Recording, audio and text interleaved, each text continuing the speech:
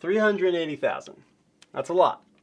That's not the number of QTNA followers I have. That's actually the number of sensitive transactions that was breached as part of this month's British Airways attack. Hence my flying shark here. Now, security researchers and analysts are already kind of diving in to figure out what happened, right? How could hackers pull this attack off? And what they found is attackers used an attack known as cross-site scripting, or as the cool kids call it, XSS. So it's a very common, prominent attack, and I guarantee if you're studying for a certification exam, you're going to see a question or two about cross-site scripting. So this week on QTNA, let's talk about what cross-site scripting is conceptually, how it works, and also how to prevent it.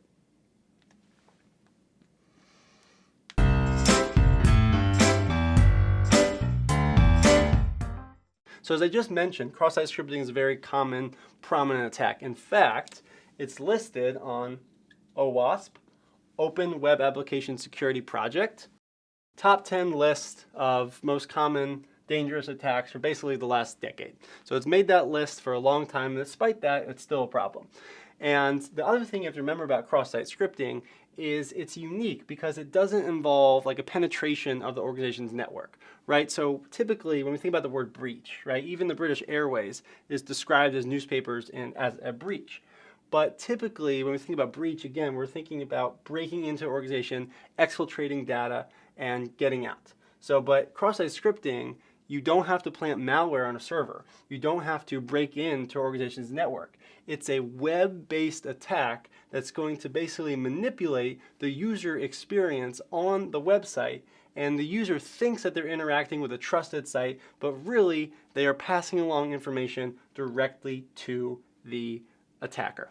Okay? So, how that all works is something we know and love very dearly here on QTNA, code injection. So with that kind of context, let's dive into how this actually works. There's a lot of variations of a cross-site scripting attack, but the one we're going to look at today conceptually is one that's actually featured most commonly on the CSSP exam. So it takes advantage of a process called reflected input. So first of all, let's kind of understand reflected input and how it works, and then we can understand how we abuse it. So we all have seen this before. We have a web page with a dialog box.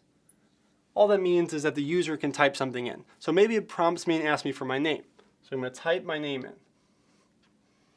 That information is then reflected on the next page or next web page. And basically it'll say something like, hello or welcome, Sam. Now what's happening here is whatever I type in actually gets inputted into the URL and actually gets ran and appears here. So imagine if I was an attacker and I didn't want to just type my name in. I wanted to abuse this process. What if I typed in malicious code or malicious script? What happens, again, all this gets captured in the URL, and that URL gets ran on the back end. So think about what I've just done here. I've actually, as the attacker, crafted a very nice looking URL that's actually malicious.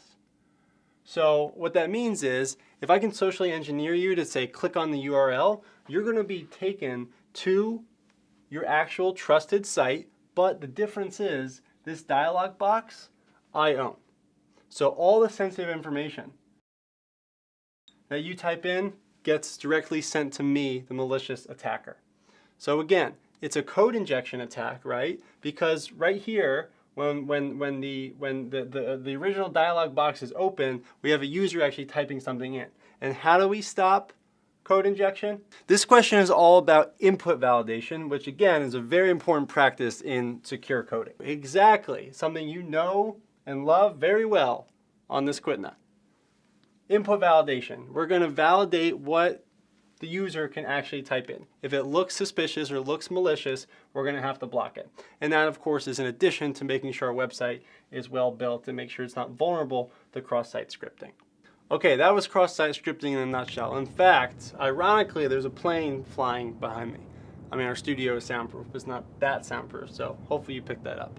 But That was cross-site scripting. Hope you learned something. Hope it was helpful. I hope it helps you answer your next question on your certification exam. And remember, when you're studying, whenever there's news about the breach, go read about it. Because odds are it's going to connect back to something that you're actually studying.